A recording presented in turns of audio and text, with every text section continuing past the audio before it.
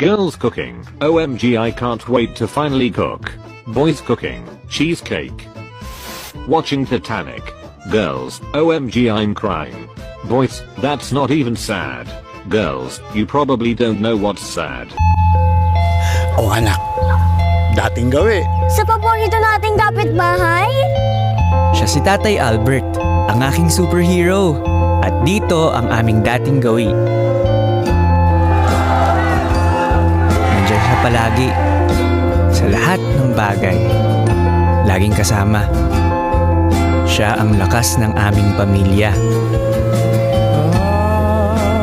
Pero isang gabi, umuwi si Tatay Albert. First time kong nakita siyang ganun. Mula noon, marami nang nagbago. Tay, dating gawi. Anak, huwag muna kayo na. Hello po. Kaya ko po yun. Dumalang ang pagsasama namin ni Tatay Albert. Hanggang nakasanayan ko na mag-isa.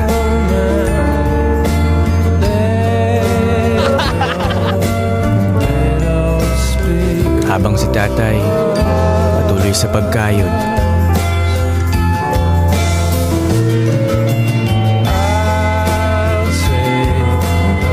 Kahit di na siya kasing lakas ng dati.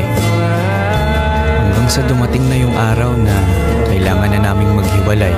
Ano, sa dating gawi? Leksya ka ba na? Para sa pasukan mo na. Wait, ay! Ito po ba yung latest na cellphone? Meron nga kaya ng po. Second hand lang naman yan eh. Salamat ka rin po.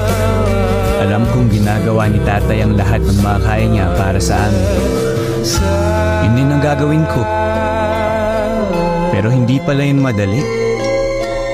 Ang hirap palang pagsabay ng buhay at paghahanap buhay.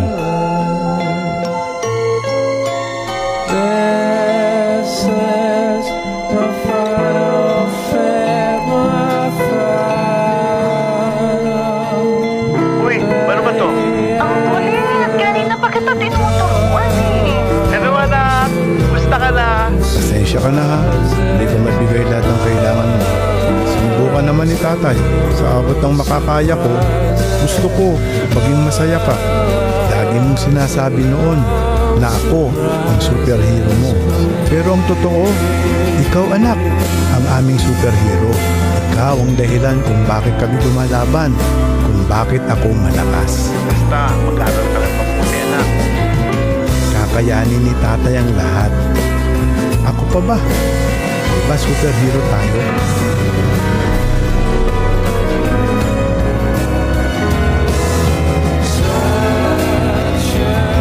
Tay, dating gawin. Sa paborito nating kapitbahay. Si Tatay Albert ko. Lagi kong kasama. Mula noon,